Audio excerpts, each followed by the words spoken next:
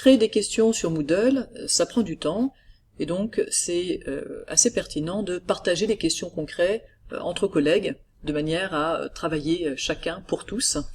Et donc je vais vous montrer comment faire ça.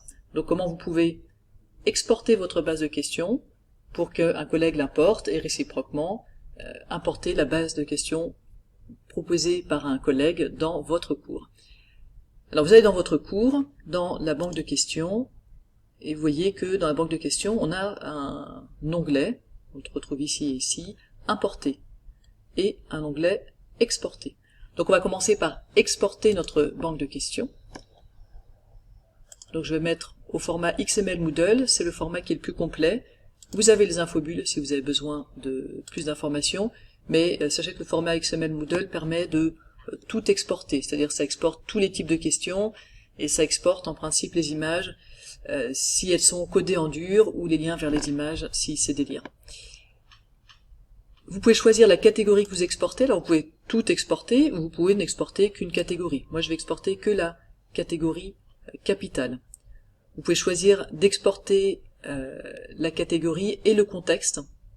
Le contexte, c'est-à-dire que votre collègue, quand il récupérera vos questions, va recréer la structure, la hiérarchie, l'arborescence, voilà, votre banque de questions. Alors on va laisser ça. On va passer à la suite, exporter les questions vers un fichier, et voilà, votre fichier est en cours de téléchargement, alors on l'enregistre.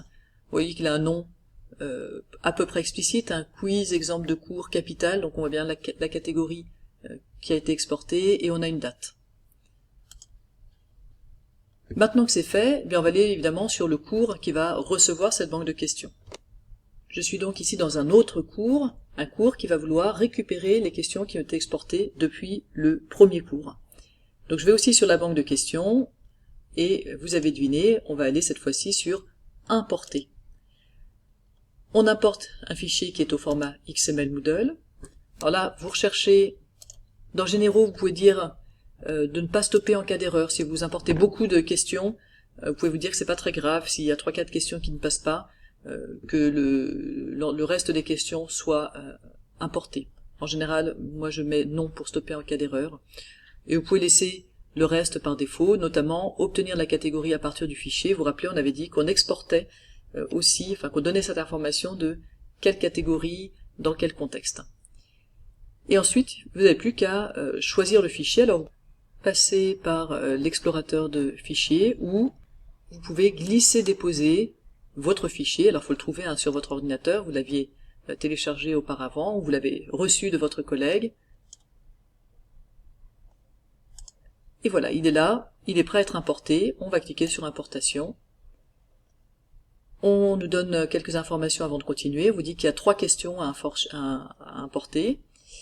On vous donne le début de texte de chacune de ces questions. On continue.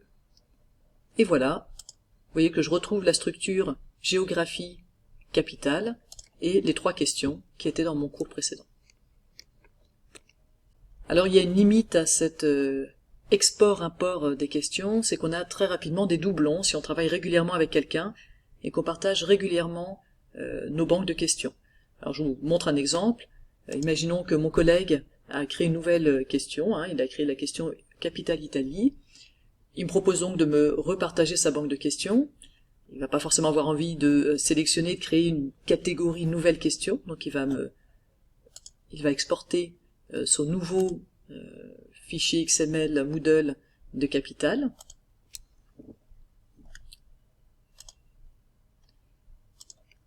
Et moi, je vais aller le réimporter dans ma banque de questions. Donc format XML Moodle, je glisse le fichier, je l'importe. On me dit qu'il y a 4 questions qui doivent être importées, et effectivement, il importe les 4 questions, y compris celles qui avaient déjà été importées précédemment lors d'un partage préalable. Donc c'est à nous ensuite de faire à la main le nettoyage. Alors c'est pas idiot de faire ces doublons, parce que peut-être que vous avez modifié la question entre temps et que vous n'avez pas envie que ce soit écrasé par la version de votre collègue. Mais voilà, c'est une limite des partages de questions à laquelle il faut être préparé.